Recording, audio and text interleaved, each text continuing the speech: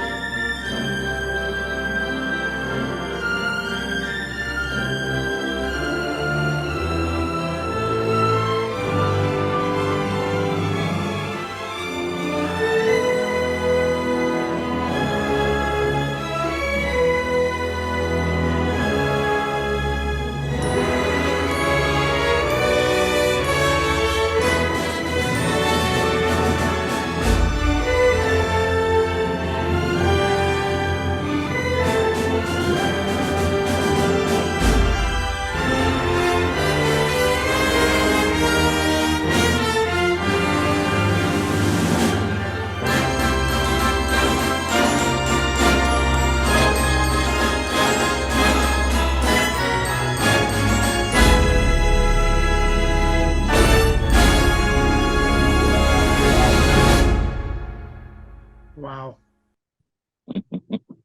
Seriously, is that the most amazing thing you guys have ever seen? I mean, well, you guys have seen. I'm talking my audience. I mean, this is for people who want to live in your basement. You're like just south of Atlanta, Georgia, right? That's it. What kind of rent are you charging, Jose? I've got dibs on the captain's quarters. Yeah, well, that's right. Yeah, well, yeah, that's right. In California, there was a what is it? Motel that has a Star Trek room that somebody posted on the internet. I said, "Oh my God, you can actually stay in a hotel room and it's decorated." Don't think this is the way you can fund your crowd your fan film. Staying there for a week for $5,000 or whatever. I mean, you just think of the Disney cruise. That's You know? Star Trek. Yeah. All right. So the first question that my wife asked me when I showed her that, because you guys can't see behind me, but it doesn't look nearly as good as Jose's stuff, but it does have a bit of a Star Trek flair here in my office, but nothing like that. So my wife said, "Okay, is Jose's wife a Trekkie, or is she just like the most wonderful woman ever?" Yeah, the second one, you got that. She is not a Trekkie. She's not a Trekkie at all. Said, "Joe, you'll never get me in a Star Trek costume." You know? She's a saint. Yeah, she is a saint. You got Yes. Wonderful. my God. So she's basically given up her entire basement. I mean, think about, the scrapbooking rooms and the places for her to, keep her old clothes and her shoes and everything else. And she's given all of that up so that you could pretty much just buy out every Star Trek item ever that was sold on eBay or Walmart or wherever else. I could see where you're coming from. Yeah. Yeah, she's very understanding. Know a lot about that. Yeah. So how long did it take you to put all? I mean, I'm sure that wasn't just a weekend of just doing few things. That is a decade worth of collecting, but I would say Star Trek's like the Guardian of Forever, a portal to, to adventures and opportunities, meeting people, because behind each of those things that you saw, there's a story behind it. And I don't obtain a prop without asking the person, well, where did it come from? Did you make it? Who did you get it from? And a lot of times it's amazing that they got the prop from a guy who bought the prop from another guy it goes all the way back. It's like amazing. And where they find this stuff, that stuff that you saw in the last 6 minutes came from around the world. Wow. It's all around the world, which I might add, scene where we talk about the world, I think we have more of an international flavor, because I look at the views and I study who watches our films. And would you believe 75% of our audience is international? Wow. America, it's from around the world. So I said, wow, I'm humbled. That's amazing. They find our films. Well, it says Star Trek is Trekkies all over the place, but around the world. Just awesome. Yeah, where they come from. All right. Well, first of all, let me ask you the most important question of the entire interview here, Jose. Apostrophe or no? Yes. It has an apostrophe, but it depends. I'm glad you asked. It's kind of like a mysterious thing. But would you believe the details are in the font? I have some fonts that I work with that they don't give you an apostrophe, or you can't use it because it has like a crazy little screwy character, and some do and some don't. So it's in the font, believe it or not. They some let you do it, some don't let you do it. You see, what I would have liked as an answer, Jose, actually is yes, there's always been an apostrophe, but it has a cloaking device. Now that's imaginative. It depends on which timeline you're in. There you go. It's an alternate reality. There's the prime Nature's Hunger, which has an apostrophe, and then there's the JJ Nature's Hunger Captain, we can do this. Your universe. We can build it. And now, for those people who do not know what Nature's Hunger is, first of all, I need to explain a few things to folks. First of all, in 2016, when I first started doing Fan Film Factor, I had been assigned to look and find as many Star Trek fan films as I possibly could. This was at the beginning of the Axonar lawsuit, and they wanted to say, look how much else is out there. So And I found a lot of them. And one of the ones that I found was Nature's Hunger, which even in 2016 had already been going for 5 years. So for 6 years at that point. So you were always on my radar to cover. But, you know, all these other fan films came out. I got so busy or whatever, and I just kind of kept putting it off and putting it off. And they kept putting up more and more and more and more and more and more fan films. Until finally, about a year ago, I said, okay, I finally have to get Nature's Hunger onto my list. So I started watching all of these fan films. So I actually have watched all of your fan films, and you have to go back. I know, seriously, because a lot of them are the same fan film over and over and over again. Wow. I know. That's crazy. I'm got to give you a medal if you watched all 40 took me months. Literally took me months. But I know from one of your very early episodes, like 3rd or 4th or 5th or whatever, that Nature's Hunger is exploration. Nature hungers for discovery. Yes. But most people don't know that because they haven't watched all of your episodes. It looks So like now you did. you know. You might want to mention that. I don't know. You know, do some kind of Space the Final Frontier or whatever at the beginning of your episodes and explain that. But, you know, that's just free advice from Jonathan. But anyway, yes. So as I'm watching, and by the way, you know, I've included links to the last 2 Nature's Hunger productions earlier on in this blog to come out. They've come a long way. I mean, the first things that you guys started doing were just all green screen and or blue screen. Excuse me. And all of these, you know, it morphed, it evolved. Obviously, eventually you created your man cave or your space man cave basement. So you now have these amazing sets.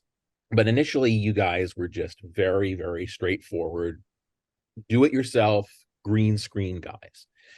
And what I noticed as I was watching is that, well, first of all, these guys went into a lot of parallel universes, shall we say, because you would see stuff like Planet of the Apes and Silence of the Lambs, and then eventually Dorothy from the Wizard of Oz makes an appearance. And I want to ask you about that, but I also want to ask you about the fact that the Dorothy fan films, there's like, I don't know, maybe 12 or 15 that essentially just tell the same story of you finding Dorothy and what's going on the planet. It's a slow evolution.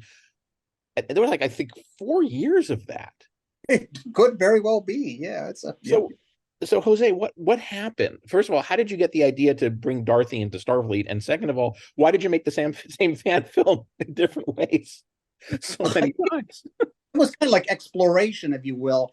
I would say those are my green screen experimental years, you know? Yeah.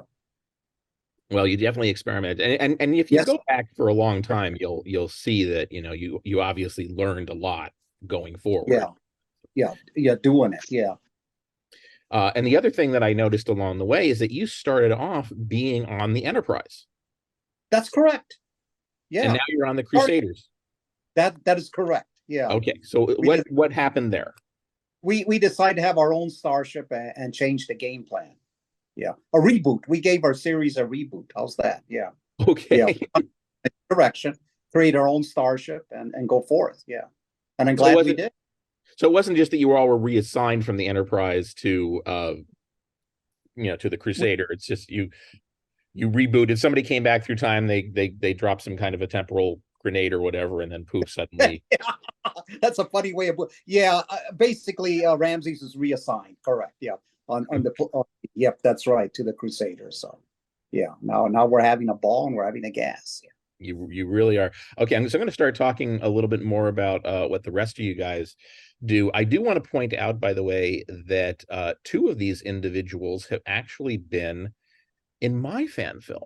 Jose Cepeda actually came up to Lawrenceville, Georgia, I guess about an hour drive from you, to check out the Aries Studio sets, and you played a part in Interlude. And then the other person who was also in Interlude was Leslie. That's right. Yeah, you were wonderful. You gave us, you know, that wonderful reaction shot that I still love. So anyway, let's move on to Leslie, who also has been in a ridiculous number of Star Trek fan films. Now, here and in Nature's Hunger, you actually portray multiple characters. So you portray Counselor Pepperstone, and you portray the Enchantress, and you portray in that amazing beehive wig. You are Janice Rand's older sister, not older brother. You never know these days. Becoming very woke these days. You know, we're very woke. Yeah. Older sister Nancy.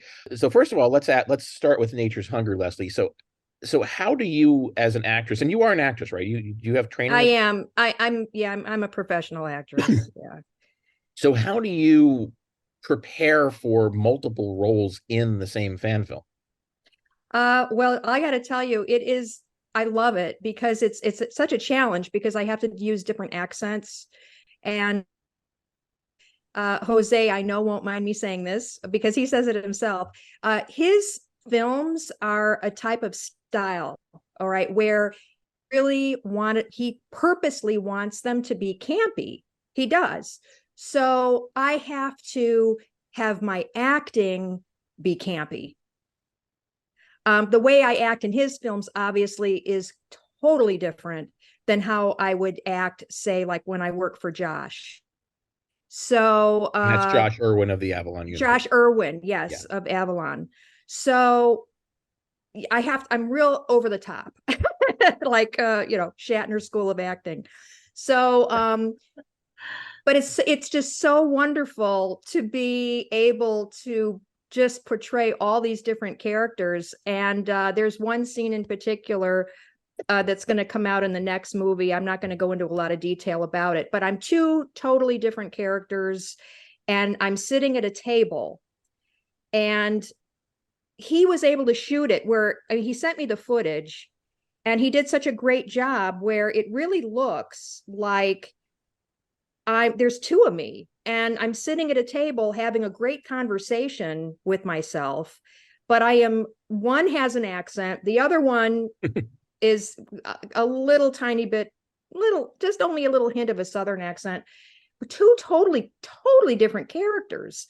And that was, I love it because it's such a challenge. It really is to do a scene like that, because obviously when you're filming that, you're not looking at anything. I said, can you put a little dot so at least I know what I'm looking at, something, a piece of tape. But no, it's one of the things I did with Veronica Pepperstone's mother, Gloria. The way I came up with that idea was how to portray her was I really saw her, because she's so meddling, as Endora from Bewitched. So I actually fed off of that character to portray that Gloria, the mother, because I could totally see her being just like Endora. But what was interesting, when Jose first showed me the script of the first movie, which was Razor's Edge, and the character of Veronica Pepperstone, that sounded, and she's very magical. She knows how to do magic, right? And she can do spells. Well, hello, for me, that was a no-brainer that's something right out of Harry Potter. And I'm like, and also the name Veronica Pepperstone. I said, Jose, that sounds very British to me. I said, would you be okay if I spoke with a British accent? And he was like, sure. What I love about him is he's so open to other people's ideas. And I've come up with other ideas.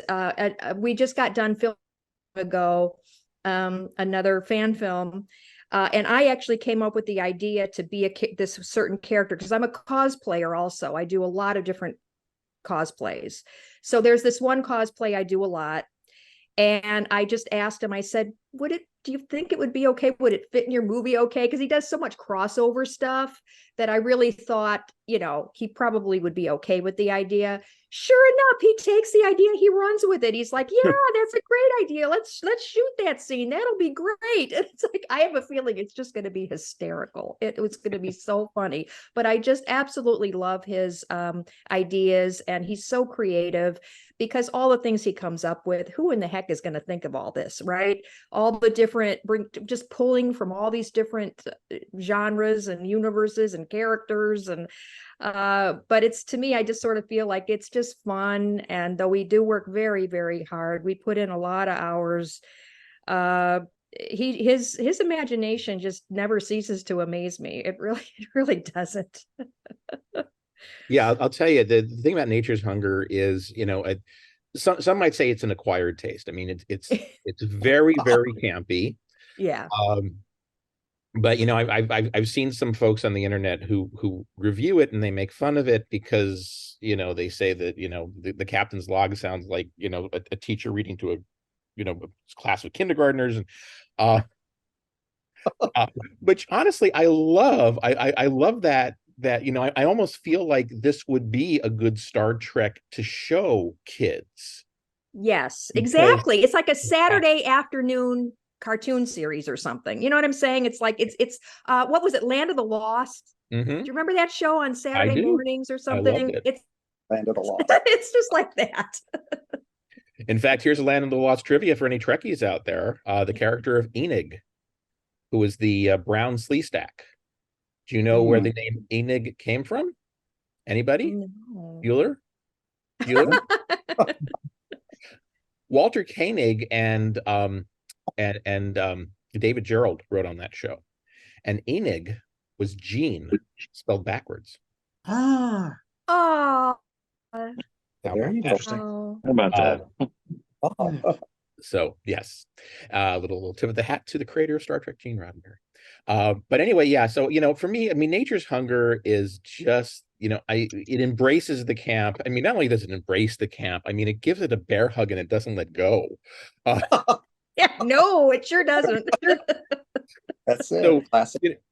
So as I was watching the last episode, which was kind of funny, I was watching the last episode, and I was noticing, that there wasn't enough dilithium crystals for the ship to go, and I was, thinking to myself, well, what's Starfleet doing sending out a starship without dilithium crystals? It's like, the military not giving gas for the tanks.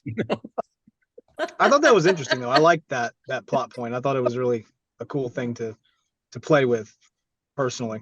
Yeah, and it was interesting, but so if you're a Trekkie, worrying about this kind of stuff and canon and whatever else, sorry, you're going to need to watch a different fan film, because this one just has fun. So my hat, which I'm not wearing, is off to you, for being unapologetically campy. So yay. That being said, let us move on to Mr. Larry Fleming, who has been in a lot of different, as I said, a lot of different Star Trek fan films, and he actually made one of his own, To Have Boldly Gone. That was the last time I interviewed Larry, was after he made that one. So Larry, well, first of all, give us a brief list of the fan films that you have appeared in, and then tell us what is different about being in Nature's Hunger versus being in something else. Well, I mean, I've been in so many. My first fan film that I was in would have been a Farragut Films fan film. I don't remember the episode, but I produce films. I produced over 100 films myself, and I was looking for something to do, and I found that. I didn't know they had fan films, and I quickly signed up. I even bought myself a walk-on roles just so I could go down to the set and see that. At this time, I didn't know about Jose and what he was doing or anybody else. And by doing that, and then going to different conventions, Treklana and things that we have locally, I was able to start meeting people and making connections. And I even met Leslie on a full production set. We were on Jumanji and sat across from each other at the table. So you just make connections. But I love doing this. I've been a Trek fan forever. And I'm also a transplant from Southern California myself. I was little, I lived in West Hollywood, then older near the beaches. But I came out here thinking I was going to give all that up. I didn't know that Hollywood was going to move here, and I didn't know that there'd be local people making fan films. So God's been good to me, and I love doing this. I'm at a campsite right now, literally. You might hear frogs and other critters in the background. My light's kind of fluctuating because of it. And I'm also on a satellite. I have Starlink, so I've got internet out here in the middle of nowhere. That's amazing. So the Enterprise is above you, and you're pretty much just Sulu and Chekhov hiking through Yosemite. That's it. And I won't sing "Row, Row Your Boat" for you. Well, there you go. If you do find yourself getting too dark to see, just lean a little bit forward, and the light from the phone will illuminate you. But yeah, that's it. It's amazing that you are in the middle of nowhere and still managing to communicate with us. So I was going to ask, and I did ask, and I was sort of curious. So what is different for you? Because you were also a professional actor, you're a trained actor. What is different about filming on Jose's sets in his basement with him directing versus the other experiences that you have? Well, Jose makes it, as we've been talking, makes it so much fun to do these. On some sets, they're so concerned about budget, they're so concerned about time. They've rented sets, if we want to talk about the ones in Georgia, they spend so much time on that, there's no time to have fun. And Star Trek is supposed to be fun. Now, they all try to carry on the Roddenberry principles of how you're supposed to behave in the future, but it needs to be fun. And with Jose, the scripts are fun. If we need to change something here and there, we can do that. He's open to that. But the dialogue is good. It's well written. He fleshes it out multiple times before we see a final cut.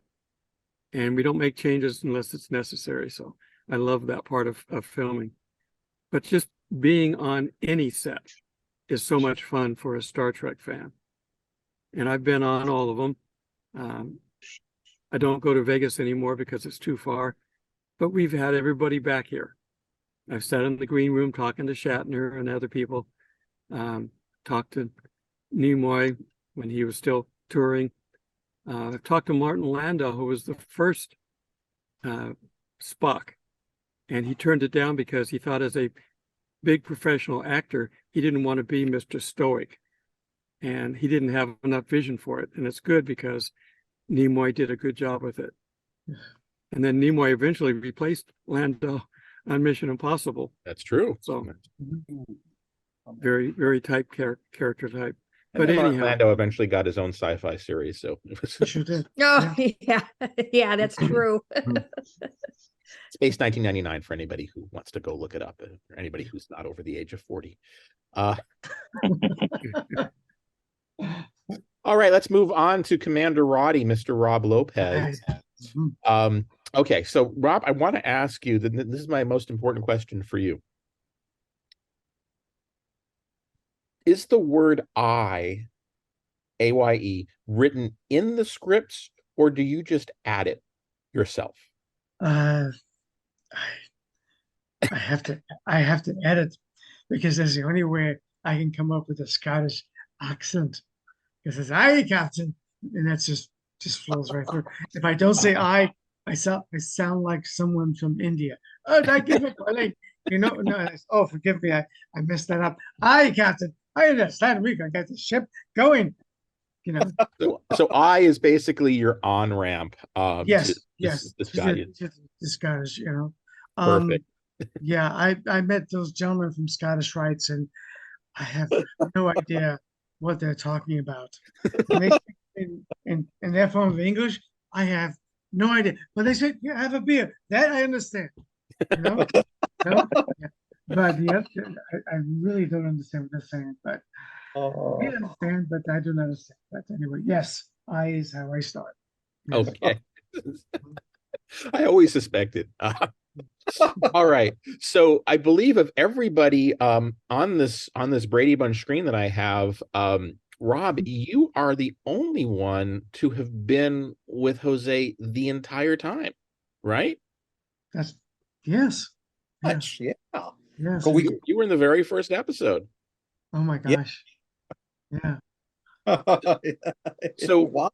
So you have a rather unique perspective. So I want to hear your summary of the last 13 years Oh my of your gosh. life Oh, as Joe's secondhand man, handyman. well, he was in the beginning, it's always the same. It was just a whole lot of fun to do. I mean, he made it fun. And like our other crew members here said that, if I made a suggestion, say, oh, sure, let's go, let's try that, He was open to that. We did that Silence. I saw the clip on Silence of the Lamb. I had this wig on. My sister's story says, if I knew you were going to do it, I would have gave you one of mine, my wigs, so it was, but it was like, it was just having, basically it was just having fun, and that's what it draws down to. Yeah. And things improved. I mean, the sets got better. The camera got better. And you remember the sound equipment definitely got better, and I'm so excited about that. But again, he's self-insured, he doesn't get any money from anyone else, and he pays for all that equipment, and my hat's off to you, but for the last 13 years, can you imagine that? 13 years. Oh my gosh. Yeah. What a ride. Looking forward to the next 13. Yeah, and you're one of our assistant directors too. Oh yeah. Yeah, there it is. Cinematographer. Yeah, because there's times I say, whoa, we stop. Can we do it this other way? Can we pan back a little bit? Because he's busy being the director and the actor and the producer, and moving sets around. He's, and I have to remind him, comb your hair. The hair's out of place, do this. And again, it's just that we're so limited to what we have. But we lose a track of time when we spend. I said to him I was going to see him for 2 hours. I was there for 8. It just happens, but really enjoy the craft, really enjoy the people. It's just a whole lot of fun. Yes. Thank you. That actually that brings up an interesting question. So you guys produce very, very long fan films, and which is fine. And I don't think Paramount is about to stop you guys. How long does it take you to produce a 45-minute or an hour-long fan film? In terms of filming hours, man hours, woman hours, Trekkie hours. A lot. That's all I can say. It's a lot. Retake. Yeah, 2 years. 2 years. Yeah. 2 years. Well, it's not that it takes so long to film, but we got to get all the people to work together on schedules. Yes. So we might shoot, 1 weekend, 1 day, and then 2 days the next weekend, and it may not go for like 4 months, and we shoot again. That's true. Very spot on that one. You're right. Yeah. And it's amazing. Like, yeah, that's true. You can't get everybody on the same date, right? And like, perfect example is that in our last film, the briefing room scene. We never did get everybody in that briefing room scene, but when you see the film, everybody's in there. Yes, camera magic, Right? because it was interesting. That's I could right. not, when you'd had the majority of people there on set to do that briefing room scene, unfortunately, there was no way I could be there that weekend. So basically it was just me and I think just only one other person or 2 other people or something. Richard. So you were able to cut me in there and you actually make it look like I'm with everybody, but I was not there that day. So it's amazing. You did a great job. Yeah, I couldn't tell. Yeah, see, there you go. Yeah, just Richard Snowden was there. Yeah, with Leslie, but he made a perfect body double. Now I can tell when certain things were filmed and when they weren't, because I can basically go by Larry's hair. Mine too. I have other jobs that I do, and some of them professional, and I have to do what they tell me to do. Yeah, And that also shows that there's a gap in the filming. Yeah, so that Dr. Thunderman has the rapidly changing hair depending on Well, that's because he drank that jujube juice or whatever that was. Yeah. And I get skinnier and I get fatter. I get fatter. You know, it just happens. Well, me too. Me too. Oh, It's the story of your life. All righty. Well, let's move on to Mr. Richard Snowden next. Now, Yes, Richard. when did you join the cast? Just recently. I mean, I've only been there for I don't know, what is it, 3 or 4 shoots. I've just recently came on board.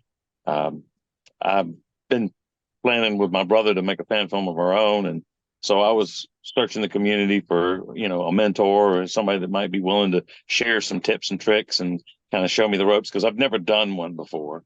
You know, I mean, my brother and I shot a run and gun at Neutral Zone Studios one time, and did a little skit at the house and filmed one, put those up, and they got some good views on them, but they were just practice, really, because, you know, my brother does some camera work for the church and stuff, but I've never done it. I'd done a little bit of work with the movie industry just as a stand-in and background, but nothing in an acting role or anything. So I was really hoping to find somebody that, you know, maybe I could work with and could learn the ropes from and that kind of thing. And Joe's been wonderful about that. And of course, I've tried to help out too any way I can. You know, I helped make a costume for the Mantis, and I made a plaque for the Crusader to hang on the wall, because I do a lot of 3D printing, and I offered to, you know, print props and things. But once I got to his house, which is bigger, by the way, than my mobile home, it was full of everything. I was like, well, I can't, what am I going to contribute? I got to do something. So I've tried to make myself as handy as possible, but it's been an absolute wonderful time. And like everybody else has said, Joe is just a wonderful person to work with, because he, you know, if somebody has a suggestion, he's all ears. He's always supportive, and he's helped me a lot. I've learned so much from being there around them while they're filming and while they're acting, and everybody's been wonderful. And it's just been an outstanding opportunity. And I hope to get some more of that too, before long. I had to miss the last shoot because my new grandson, the 5th one, was born. So Congratulations. yeah, thank you. But yeah, it's been great, but I'm new. So I'm the new okay. guy. So by the time you walked in there, the basement was pretty much the way it is right now. So what did you think when you first walked down those stairs and you saw all that?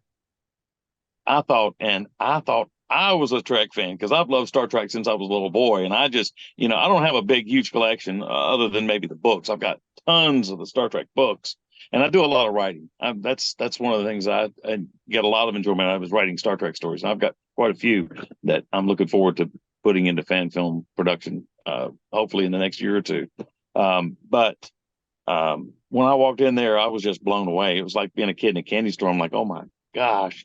I mean, he's got dozens and dozens of phasers and dozens of communicators and dozens of tricorders. And I'm like, and not to mention all the other stuff. And the one thing that a lot of people didn't mention too is that not only does he have the Star Trek related stuff, but he also has trinkets and knickknacks that he's picked up over the years that look like they could be in the Star Trek universe that were never on the show, but they look like they belong there. So when he needs to film a scene, and it needs to have some props in the background for the rec deck or for the office, he's got some stuff he can hang on the wall or set on the table that looks like they should be there, which I think is pretty cool. He's actually inspired me to hit up all the Goodwills and the Salvation Army stores and keep an eye out for the unusual shaped bottles and the, you know, other, you know, ornaments and things that go on the wall and look like they belong in Star Trek. So, like I said, he's a wealth of knowledge and a wonderful person to work with. So, you know, it's just been a blessing for me to be able to be involved with it. Yeah, I think everybody seems to agree that everybody loves Jose. And it's true, because I mean, I was going to say really quickly, you know, I had never met Jose before he came to the interludes shoot, and he was the first one to arrive on I think it was Sunday morning. And not a lot of people were at the set yet, and things were just sort of you know, starting to you know, just started to come together. So I said, hey Jose, let me show you the Ares Bridge set, and he walked onto it, and I just remember the look on your face when you saw it. Oh, this is magnificent. And it was just this look of pure joy. and just like, it's a kid in the candy store again. But you were just so nice and so sweet. You were just so happy to be there. Like, thank you so much for inviting me to your shoot. And I'm thinking to myself, hey, it's no problem. You only had to drive like an hour to get here. I needed bodies, I needed extras. I was just happy to, have another person to, put on the bridge in the background. And but he was just so nice. And the thing about shooting, as you guys all know, but a lot of people watching don't, there's so much shooting that doesn't involve shooting. It just involves sitting at a table and doing nothing, or sitting at your post in the background while everybody's adjusting the lighting. So you're just kind of waiting patiently, and it's boredom. But nobody ever complained. Leslie never complained. Jose never complained. None of my other extras ever complained. I'm guessing the folks aren't complaining on Nature's Hunger either. Just sitting there in that room, probably playing with Now, them. you zone out and you're on board the ship. That's why you don't complain, because if you turn a certain way, all you see is Star Trek paraphernalia or the set, and you just pretend, all right, well, we're on our way to Alpha Centauri or wherever, and so I'm good to go here. I'll just, wait for the ship to start rocking. The ship On starts top of rocking. that, he feeds us very well. So if you can't talk with your food in your mouth. What is it? Okay, let me ask that question. So, craft services, you have to feed the people who show up. That's, one of the rules. If they're going to, appear in your fan film, you have to feed them. So what do you feed them? What is a typical Crusader meal like for everybody? Welcome to Moe's. Moe's tacos. Yes. I just want to say something about this. The last time we filmed, Jose, had basic stuff like for breakfast early in the morning, like your donuts and coffee and stuff like that. Well, I personally just really don't want to be eating donuts because it's like I'll turn into one. So I just ended up, Jose actually asked me, so what do you like to eat? What would you like to eat? And I actually told him about this little breakfast cookie that I really, really like. And, but never in a million years was I thinking he would go out and buy that. I really wasn't thinking he would. We had the next day we were shooting also, but when we were done filming for the day, we had already done a lot of filming. It's not like this was the last conversation we had. So I leave, I stopped at the store and actually went ahead and bought myself a box of these little breakfast cookies. But then I could not even believe it. The next morning when I showed up, he bought not one, but two, because he wasn't sure what flavor I would like. So there were two different flavors of this breakfast cookie, beautifully, like the boxes were like nicely angled on a tray, and I couldn't believe it. I'm like, oh my God, Jose, I can't believe that you went out and did this. I mean, the guy is I said, I feel bad. I mean, I went out and I bought myself a box. He's like, well, just take them home with you. Nobody I think is going to eat them. So you take them, you can have. I'm like, oh, Jose, you're the best. But yeah, he feeds us really, really good. I mean, it's a thing what he will. Like what Larry said, he brought in this whole big, like catered. I'm like, Jose, you've got enough food here to feed an army. There's only like 5 of us or something. And it's like, there's all this, it's like catered sandwiches that are like so well made. I don't know. It just goes on and on. What are some of the other things? I guess we've had pizza, we've had chicken. It just goes on and on. And he gives us 3 meals out of the day. We get breakfast, we have lunch, and we have dinner. And there's no shortage of food. And I'm just like, it's crazy. Wouldn't you guys agree that he has so much food, and he has a cooler, like a nice little mini fridge with all different kinds of drinks in there for us, even energy drinks. He thinks of everything. We even have energy drinks and a coffee station with all different kinds of coffee. It's unbelievable. And his good wife will go out and pick up some of this food for us. Thank her again for that. Oh, yes. Thank Mrs. CEPEDA for that. And I should have known, because with a fan series with the name Hunger, in the title. Makes sense. You have There's to no expect some hunger. food. No hunger. Yeah, actually, apparently, nature's no hunger is actually. When you're hungry, tune in. Yes. Oh, okay. Well, Jesse has been waiting patiently Yes, yes. at the Yeah. bottom down there for us to finally talk to him. He's sitting in his car. You know, if you go back to the beginning of the video, you'll see there was a light behind him, but now there's not. Oh yeah, I have kids, so it's noisy, you know. It's just that way I was quiet and I could, you know, have some peace and quiet, you know. So that's why I giving came you out here. little alone time in the car is like, how many kids do you have? I've got 3. I've got a 13-year-old, a 7-year-old, and a 4-year-old. Okay, you've been 7-year-old and 4-year-old. They're just really loud and noisy, and yeah. So, yeah, I just joined the cast recently, actually. I think I had saw something that Leslie had posted about fan films, and I've been looking to be involved in acting in fan films. I have a background in theater a little bit. I used to do the Rocky Horror Picture Show, so I did shadow casting and things like that. And then before that, I just did a little bit of stage work, what I could find. But I've just always I've loved Star Trek since I was 7, you know, long as I can remember.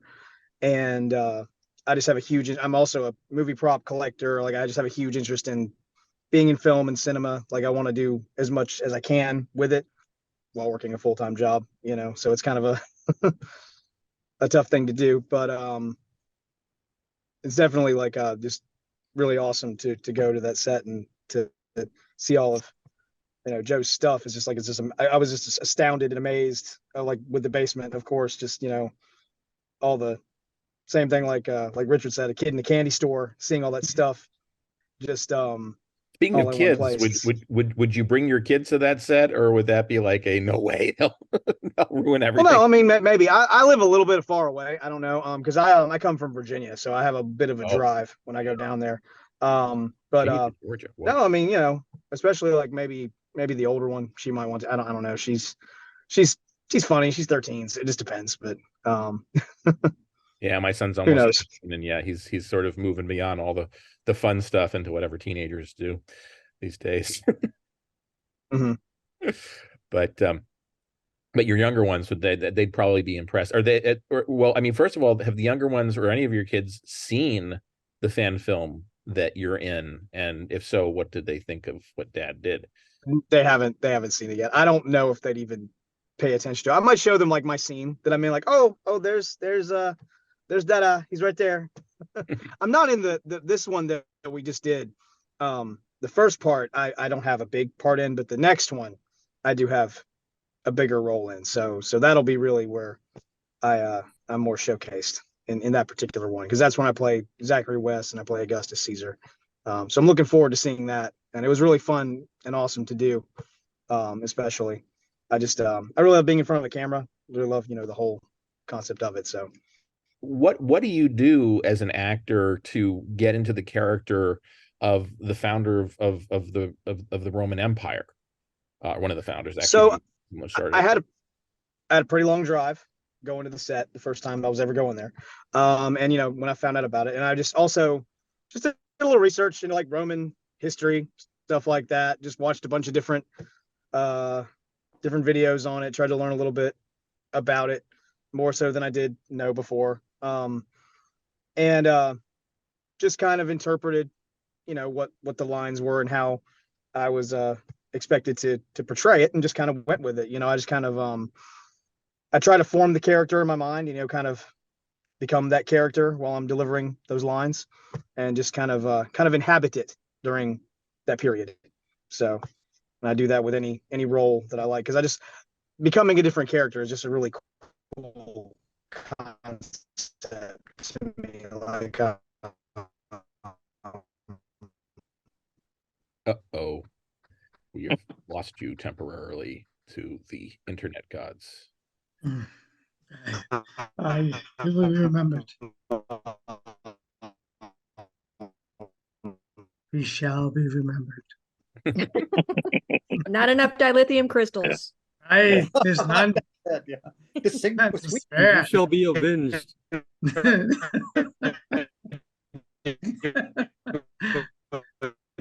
Oh, okay. I'm gonna recommend to Jesse, if he can hear me, to quit out and disconnect and come back in.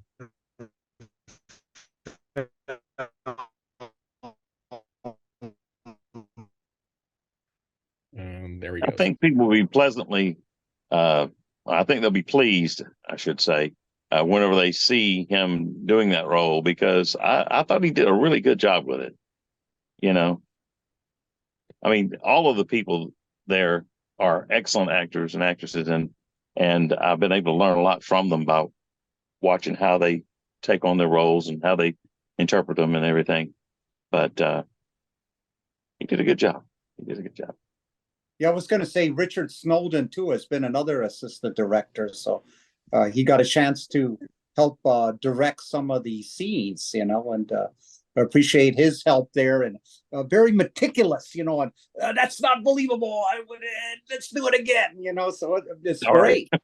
It shows what do you call it, a commitment and the passion for the art. That wasn't realistic. Let's try it again. It would be more like this. I just enjoyed it, you know, that someone that takes their heart and soul into the directorship, you know. That's really great to see that. I think we've got him Yeah, back. There he goes. Here, yes.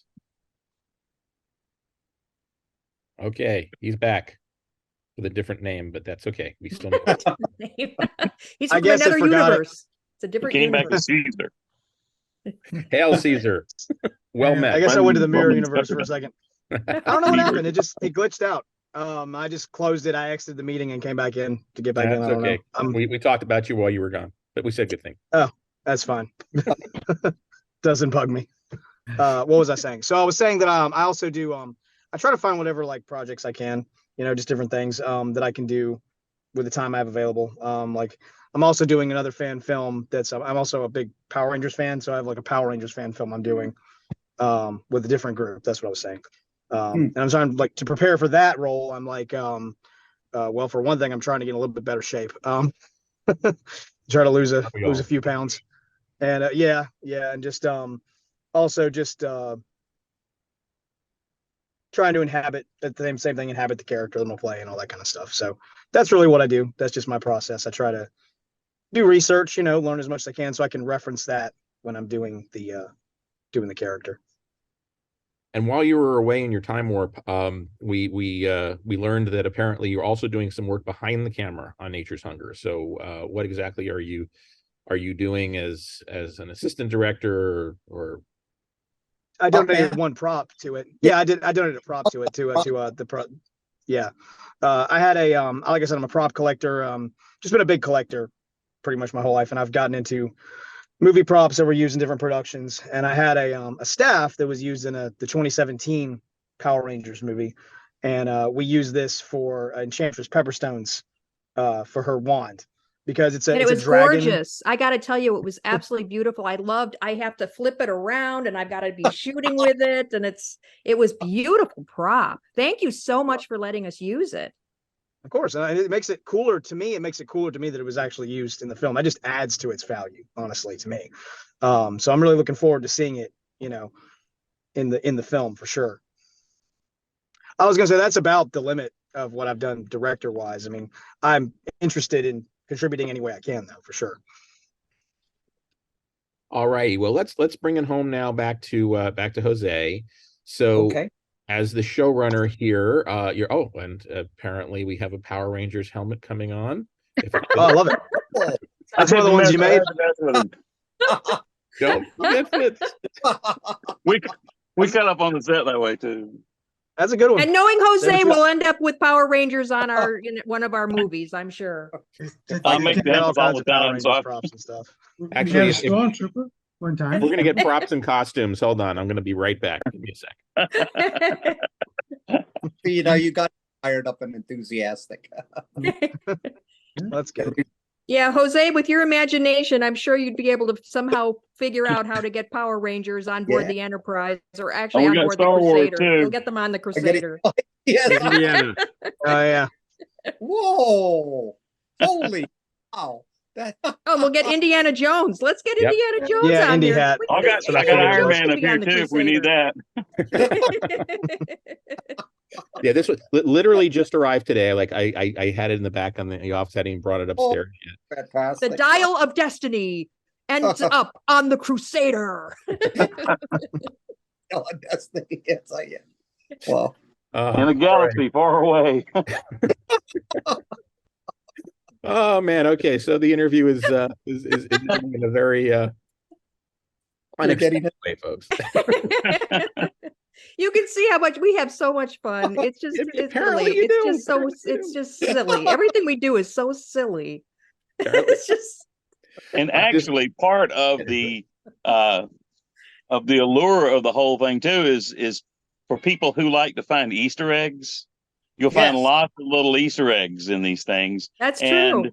and Yeah. a lot of times we were we cut up on the set, and the next thing you know, it's in the film. Because we hey, that's actually kind of funny. Let's do that, or there's different plot things that happen that we were just kidding around with Jose talking about, wouldn't it be, this would be funny, and he's like, oh, let's do that.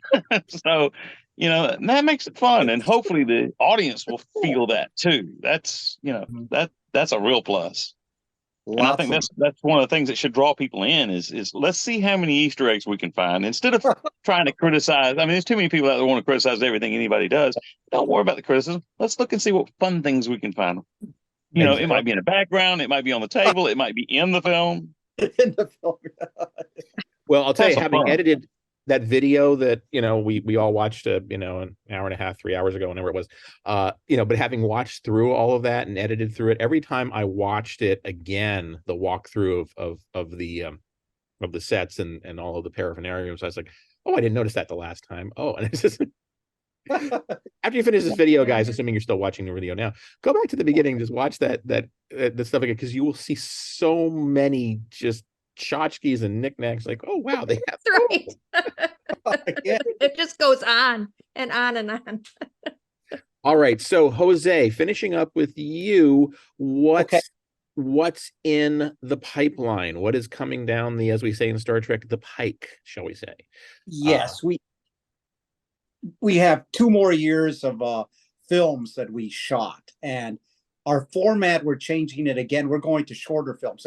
You asked it like, wow, holy cow, 2 years for a 45-minute film. So the next generation of our films coming out to tell the story of a fighting chance could be possibly up to 6 films or more, but they will be shorter films so we can get them out sooner, because we don't want to wait 2 years for the next film, so, but we have shot a lot of footage, and they were structured. Originally, the concept was to do a fighting chance into 2 films, then wait 3 films, then wait, let's keep cutting it, slicing it, and like a pizza pie.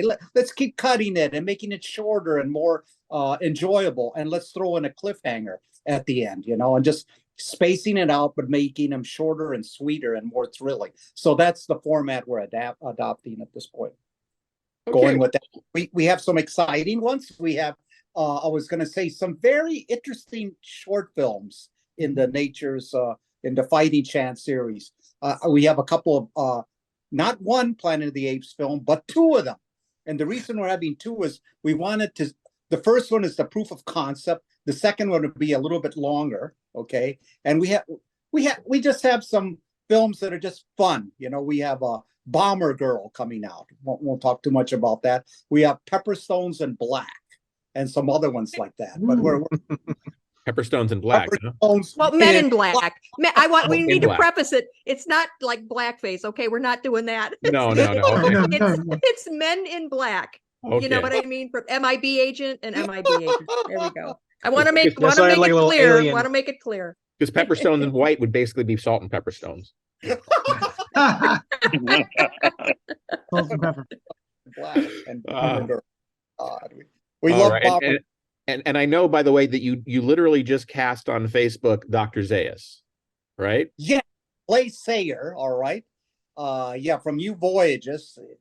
He did that Klingon core. Well, I spent a fantastic weekend with him, and we wanted to film this weekend. We wanted to film it a year ago, but it just never happened. But we talked about, he said, Clay, I need to have Zaius and I need to have Ursus back in the film. But I didn't think when we shot General Ursus the last time, I said, no, he said, he has to look better. So I went out and we recreated General Ursus. So we shot, we're going to but we are redoing it just for the fans. So yeah, so in the next film, all right, we will have Zayas and General Ursus will be in the next film. Guaranteed. Yep. That So once mask looked again- great that he had. Yeah, thank you. Yeah, he came. Clay Sayer came with his full equipment. He came in with an air compressor, and he even came with an assistant. Oh my God! You know, help me out. Hand me my number 2 mask. You know, and it was just a joy seeing created and becoming a Zayas and an Ursus before your eyes. You know, he brings his own stuff and creates it right there on the set. You know. Yeah. So once again, if you don't like the camp, if you can't handle the crossovers with Wizard of Oz and Planet of the Apes and God knows what else, then, sorry, this is not the fan film you're looking for. Right. But on the other hand, if you're just like, hey, it's fun and I'm just going to suspend my disbelief and enjoy everything they're going to throw at me, then Nature's Hunger is for you. So my apologies for taking so long to have a feature on Nature's Hunger, since it's been 7 years of Fan Film Factor. But I'm glad that I waited, because I got like so many of you. I've got all 7. Yeah. You 7 is me in the middle. But I thank you guys for your time tonight and for a wonderful, wonderful interview. I wish you all the best of luck in that basement of jubilation and ecstasy. It's an awesome place. It's just an amazing place. So thank you all for sharing your passions with us, and I hope you all obviously live long and prosper. Yes, and thanks for having us. Thank you for having us. My Thank pleasure, you. guys. you. Yes, thank you, Jonathan. Enjoyed it. Thank you. Thank you, Thank you. Jonathan.